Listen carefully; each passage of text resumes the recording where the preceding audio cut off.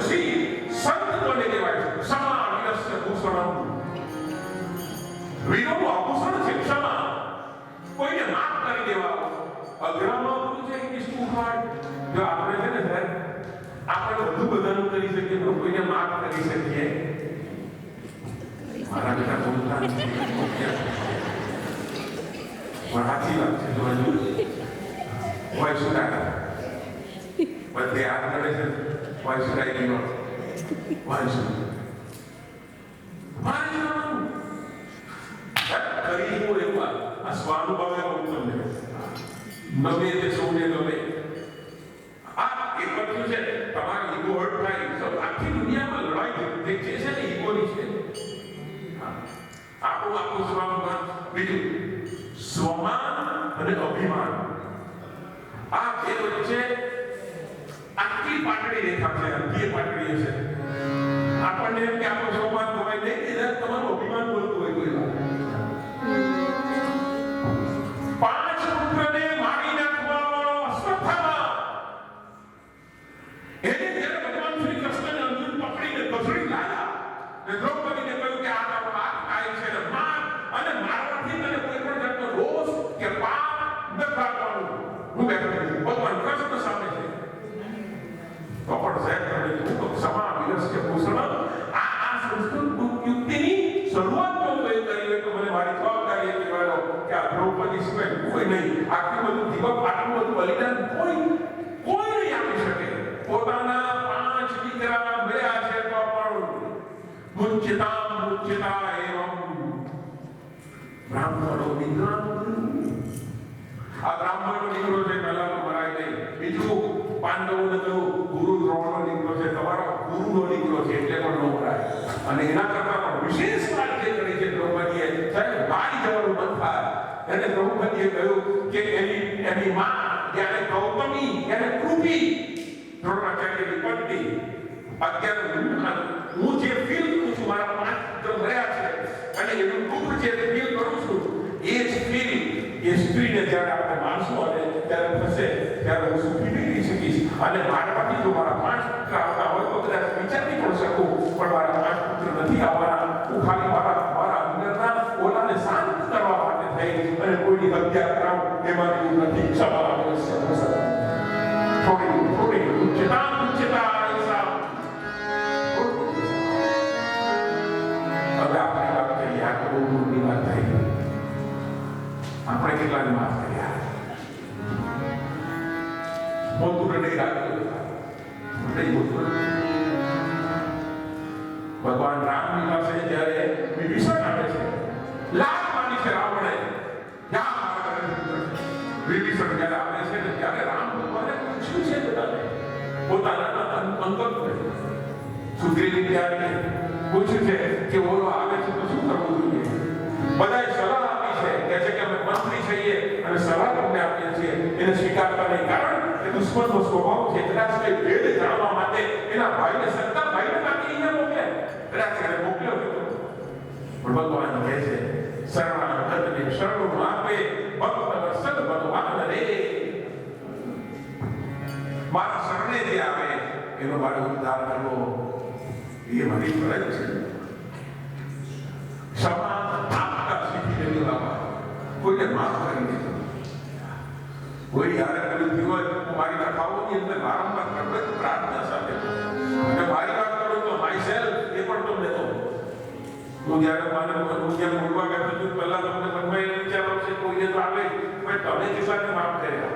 પણ સાહેબ એટલી યાદ મેં મારા મનથી જ્યારથી સમજણો થયો છું અને જ્યારથી ભાગવત વાંચ્યું છે અને જ્યારથી શાસ્ત્રોનો મેં એવું કર્યું છે ત્યારથી મેં નક્કી કર્યું છે સાહેબ કે મનથી કોઈની સાથે વેર નહીં.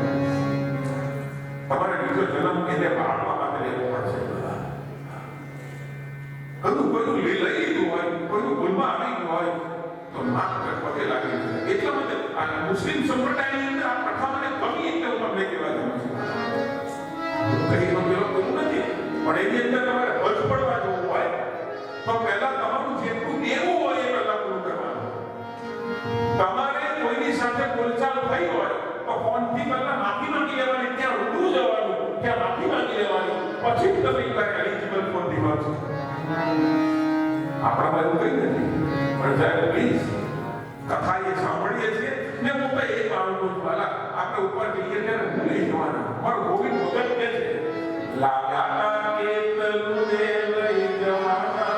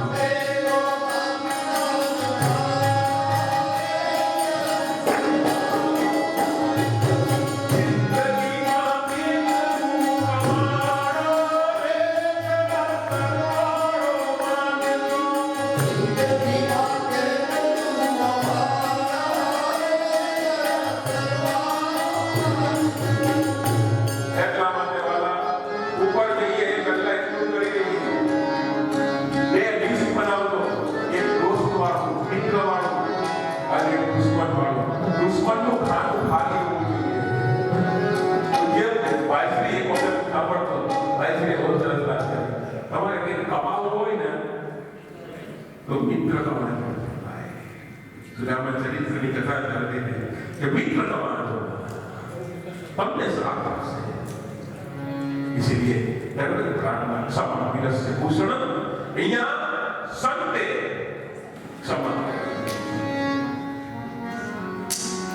संत स्वभाव नवनीत समान रामायण के છે નવનીત એટલે નાખવાનું સંતનું હૃદય જે છે એ તારે ક્યારે લોઢા જેવું કઠણ થઈ જાય વજ્ર જેવું કઠોળ થઈ જાય અને તારે ક્યારે નવનીત જેવું માખણ જેવું થઈ જાય અને આ નવનીત જ ભગવાનને ગમે છે ચિત્ત ચોરા જસોદા કે લાલ नवनीत छोड़ा हुआ वो नवनीत यानी मक्खन छोड़ने के लिए थोड़ी जा रहा था ये तो गोपियों के चित्त छोड़ा है वो हमारा जो मन जो होता है जो मक्खन जैसा है नवनीत जैसा है उसे छोड़ने के लिए उसकी चोरी करता है ये अच्छी बात है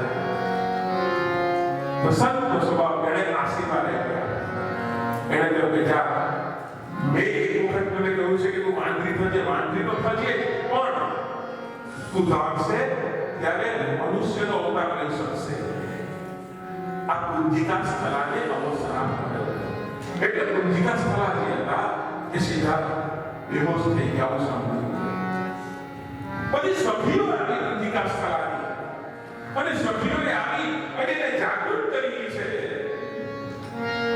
જાગૃત થાવ એની પર પાણીનો જળનો છંટકાવ કર્યો છે અને જ્યારે જાગૃત થયા છે ત્યારે તેની સહેલીઓએ કહ્યું કે મને તો શ્રાપ પડ્યો ત્યારે કુંજિકા સ્થળા ખુશ થઈ નાચવા લાગી અને બધી સહેલીઓને ભેટવા લાગી અને સહેલીઓને કહ્યું કે ભાઈ ભલે મને આવો શ્રાપ મળ્યો પણ સાથે સાથે મને એક રીતના આશીર્વાદ મળ્યા છે શું કે તું વાંદરી તો થઈશ વાનર તો થઈશ પણ તારા ઘરે એક તેજસ્વી પુત્રનો અવતાર થશે આવું બધું છે એટલે કે આપણે શ્રાપ નથી આ તો હું ભવિષ્યની અંદર તેજસ્વી પુત્રની માતા કરું ખરેખર મુનિએ મને શ્રાપ નથી આપતો મને આશીર્વાદ આપ્યા છે તેજસ્વી ભાવિ પુત્રની લાલસાના કારણે એવી ખોવાઈ ગઈ થોડા વખત પછી આ સ્વર્ગની મહેમાન થોડા વખતની હતી કુંજિકા સ્થળા અને પછી પોતાનું શરીર શાંત થયું એટલે બીજો જન્મ થયો કોને ત્યાં થયો વાનરરાજ કુંજરને ત્યાં થયો અને કુંજરને ત્યાં આનો જન્મ થયો અને આ સ્ત્રીનું નામ પડ્યું અંજરી એટલે અંજરીમાં એનો આગલો અવતાર કુંજિકા સ્થળા જે શાપિત હતા ઋષિએ શાપ આપ્યો અને શાપને કારણે વાનર થઈ ગઈ અને વાનર રૂપે કોને ત્યાં જન્મ્યા કુંજરને ત્યાં દીકરીનું નામ અંજલિ પાડવામાં આવ્યું છે અંજલિ દિન મોટી થવા લાગી છે વાનર નહીં પણ તારે ત્યારે માનવની શક્તિ હતી એવી શક્તિ હતી પોતાની દીકરી ધીરે ધીરે મોટી થવા લાગી અને મોટી થવા લાગી એટલે દરેક બાપને પોતાની દીકરી મોટી થાય ને એટલે એની સાથે ચિંતા પણ મોટી થાય બાપને એકલી દીકરી મોટી નથી થતી, સાથે સાથે ચિંતા મોટી થાય. અને એ કઈ ચિંતા કે મારી દીકરીને એનો વર કેવો મળશે. પહેલાના જમાનામાં દીકરી બાપને કઈ વાત મોટી કરતી, દાદાને કહેતી. દાદાને વળી દીકરી એમ કહેતી. દાદા મારા માટે એક ઊંચો દેવરના જોજો દાદાજી મારા ઊંચો તે નીચેનીવા પગ છે. ઊંચો તે નીચેનીવા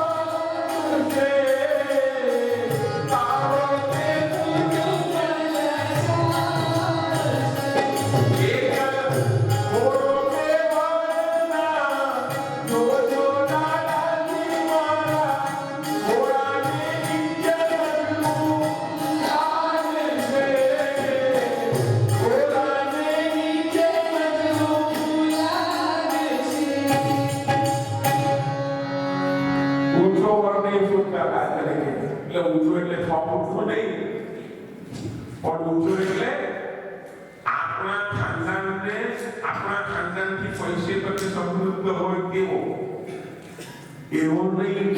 કેમ? કારણ કે સામેવાળો સમૃદ્ધ હોય તો વ્યવહાર કરીને ભાગી જઈએ. હા, લાંબા સમય કૂવો જાય ને મરે નહીં ને મારી હાઈટ છે ને 6 ફૂટ ને 2 ઇંચ છે. તે બધા કૂવાઓ બધા વાત કરે કે તમને લાગવું પડે.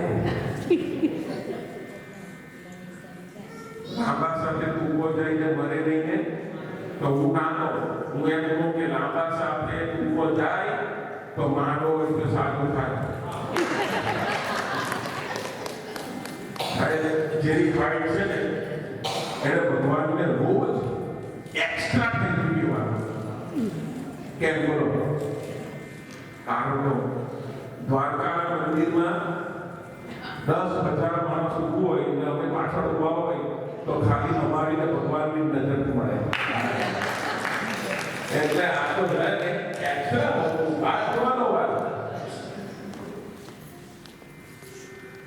તો કે ઊંચો નહીં એટલે કેવી રીતે ઊંચો નહીં કે વ્યવહારથી આપણે તૂટી જઈએ. આપણી પાસે જેટલી સમૃદ્ધિ છે આપણા લેવલનો તો એ તો વાંધો નહીં. દાદા એટલે ઉપરથી એમ કેમ કહ્યું કે નીચો નહીં એટલે નીચો એટલે પટકો કે ના પટકો નહીં. આપણા ખાનદાનની એની સમૃદ્ધિથી અથવા એની ઇજ્જતથી નીચો નહીં. કેમ? કારણ કે રોજ ઘેરે આવશે એટલે આજે આ નથી તક આપણે ક્યાં લઈ આવો એટલે એવો નહીં જોઈએ. ઊંચો હોય તો વ્યવહાર કરીને મરી જઈએ, નીચો હોય તો આપીને મરી જઈએ. તો પછી તો કાળો વર નહીં જોઈએ. એટલે શું કાળો એટલે કેવો કે છે કે કાળો તે કુળને લજાવશે. એટલે કે જેનું જીવન કલંકિત છે, જેનું જીવન કલંકિત છે. કાળો તો છે એટલે આજે ફેશન થઈ ગઈ છે. શ્યામ હોય વધારે ઘઉં હોય ને તો વધારે લોકોને પસંદ પડે. એકલા ધોળા નહીં પસંદ પડતા. યાર ધોળા તો ખબર નહીં મને મારી વાત નથી. મને કોઈ ગધેડા હોય ને તે એટલા ધોળા આમ કોઈ ઘોડા હોય ને તે ને પેલા ઘોડા પણ હોય ને બધા રોગના હોય એ ઘોડા કહેવાય. અમે આ તમારે બીજું બીજા અર્થમાં લેતા નહીં, આ તો તમારી મારી વાત કરો. તો કાળો નહીં, કાળો એટલે કેવો કે જેનું જીવન આખું કલંકિત છે. અને એવો પણ નહીં જોઈએ. મેં પણ ચોથી જે વાત કરી કે દાદા ઉતરી ગયા. દાદા કહે છે કે હું સમજુ છું કે ઊંચો નહીં, નીચો નહીં, કાળો નહીં, પણ તે એમ કેમ કહ્યું કે ગોરો નહીં? ગોરો એટલે કેવો? ગોરો એટલે એવો કે જેની દુનિયામાં એટલી બધી પ્રતિષ્ઠા હોય, ખૂબ પ્રતિષ્ઠા હોય, એવો પણ નહીં. કેમ કે નિત્ય નજર લાગશે. એટલે કેવી રીતે કે એટલો બધો ગોરો એટલે કે એટલી બધી ઇજ્જત હોય અને એક નાનું કામ કલંકિત થઈ ગયું ભૂલની અંદર, તો એની આખી જિંદગી કલંકિત થાય. એવો નહીં જોઈએ. દાદા કે બેટા તારે કેવો દીકરો જોઈએ, કેવો વર જોઈએ? તો કે અને પેલી કહ્યું છે એક લંકે સાવણીઓને કેડે પાતળીઓ એવો વરતે સૌ એવો ખાણીઓ વરતે સૌ એવો ખાણીઓ એક લંકે સાવણીઓને કેડે પાતળીઓ એવો વરતે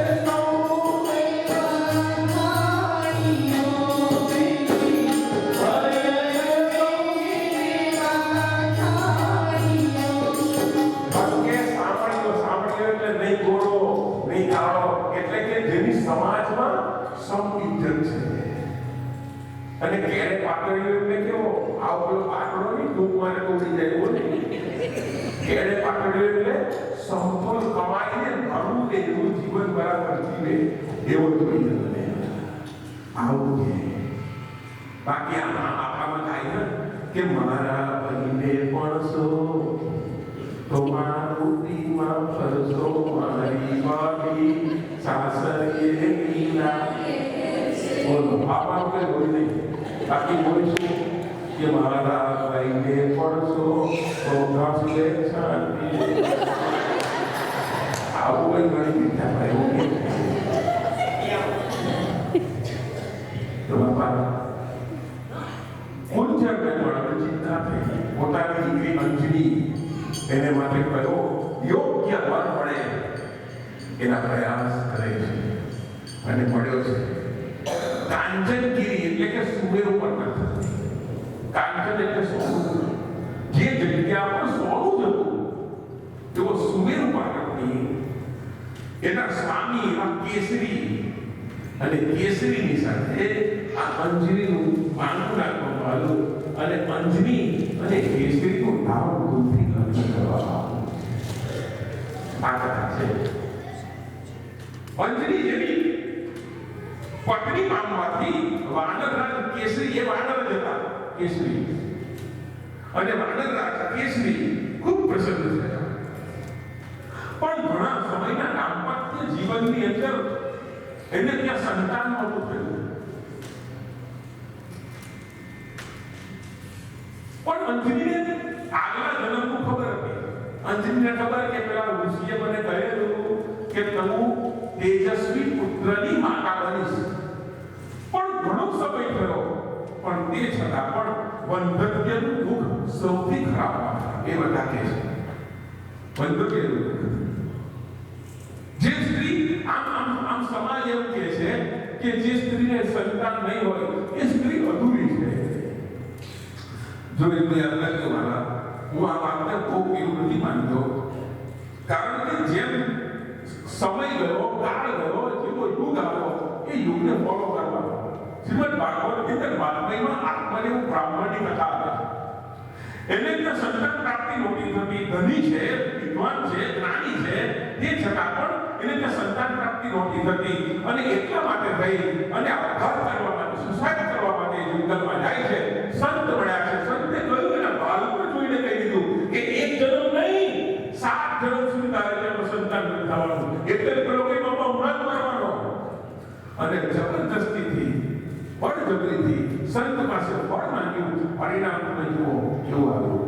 તમારા નસીબની અંદર જે નથી એ તમને કોઈ નથી આપી શકવાનું, અને તમારા નસીબની અંદર છે તો કોઈ લઈ નથી શકવાનું.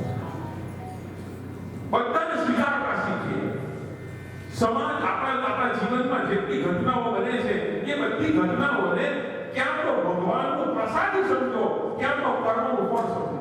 બે વસ્તુ છે. સુખી થવાની આ સીધી રીત છે. જરી વારે આપણે દુઃખી થઈ જઈએ છીએ, જરી નાની વાતમાં. પહેલા સાહેબ આ બધું ક્યાં હતું, ડિપ્રેશન ને બધું મને જોતો આ 50 વર્ષ મને ખબર છે મારા દાદા 50 વર્ષ પહેલાની વાત કરું તમને, અમારા ઘરમાં કઈ ફ્રીજ, કઈ ટીવી, કઈ મોબાઈલ, કઈ ટેલિફોન કાંઈ નહોતું, નહીં બીજા બધા કોઈ વિજ્ઞાનના કોઈ સાધન નહોતા, પણ તે છતાં પણ આપણા બાપ દાદા સુખી હતા અને આપણી પાસે બધું છે, તે જ કઈ દુઃખી થાય. વિજ્ઞાન આગળ વધ્યું છે એની હારે દવાઈ આગળ વધી. કોણે જાણેલું છે કોરોના વિશે? કોઈ જાણે નથી. આખા 100 વર્ષોની અંદર કોઈ દિવસ જાણ્યું નથી. અને કોરોનાએ આગળ પણ એમ નથી તો પાછો આવે. પણ જ્યારે આવો ચમત્કાર ભગવાન બતાવે છે એટલા માટે ભગવાન એમ કહે છે કે તારી પાસે બધું જ હતું, કે છતાં તારી પાસે કઈ નહોતું.